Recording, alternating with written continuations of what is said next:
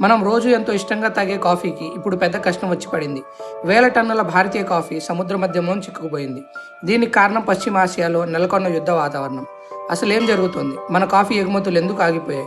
దీనివల్ల మన రైతులకు కలిగే నష్టం ఎంత? ఈ వివరాలన్నీ ఒక్కొక్కటిగా ఈ వీడియోలో చూద్దాం. సముద్ర మార్గంలో ఆటంకాలు. తాజా నివేదిక ప్రకారం దాదాపు 300 కంటైనర్ల భారతీయ కాఫీ ప్రస్తుతం సముద్ర మార్గంలో నిలిచిపోయింది. సుమారు 6,000 టన్నుల కాఫీ గమ్యస్థానాలు చేరలేక ఓడరేవుల్లో ఆగిపోయింది.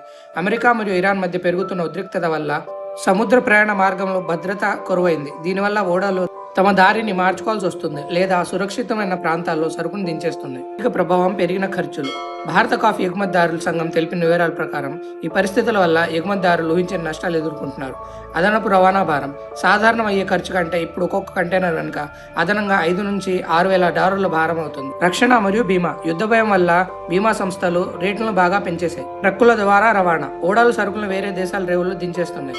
అక్కడి నుంచి రోడ్డు మార్గంలో సరుకులను చేర్చడానికి అదనంగా $1,000 ఖర్చు చేయాల్సి వస్తుంది. దీనివల్ల విదేశాలకు ఎగుమతి అయ్యే మన కాఫీ ధరలు దాదాపు 50 నుంచి 60% పెరిగిపోయాయి. రైతుల పరిస్థితి మరియు అంతర్జాతీయ పోటీ. ఇది కేవలం ఎగుమతిదారుల సమస్య మాత్రమే కాదు, దీని ప్రభావం నేరుగా మన కాఫీ రైతుల మీద పడుతుంది. మార్కెట్లో నెలకొన్న ఈ పరిస్థితుల వల్ల కాఫీ ధరల్లో తీవ్రమైన మార్పులు కనిపిస్తాయి. భారత్ నుంచి సరైన సమయానికి సరుకు అందకపోవడంతో ఇతర దేశాలైన బ్రెజిల్, ఉగాండా మరియు ఇథియోపియా వంటి దేశాలకు లాభం చేకూరుతుంది. అంటే మన దేశానికి రావాల్సిన వ్యాపారం వేరే దేశానికి వెళ్ళిపోతుంది. పండగ సీజన్ కంటే ముందే చేరాల్సిన కాఫీ యుద్ధ పరిస్థితుల వల్ల సముద్ర మార్గంలో ఇరుక్కుపోయింది. విషయంలో ప్రభుత్వం వెంటనే జోక్యం చేసుకొని ఎగుమతిదారుల్ని, రైతుల్ని ఆదుకోవాలి. వీడియో నచ్చినట్లయితే ఛానల్ సబ్స్క్రైబ్ చేయండి. మీ తోటి రైతులకి ఈ వీడియోని షేర్ చేయండి. మీ రోజువారీ సమయంలో 2 నుంచి 3 నిమిషాలు నా కోసం కేటాయిస్తే ఒక కొత్త విషయంతో రోజు మీ ముందుకు వస్తాను. ధన్యవాదములు.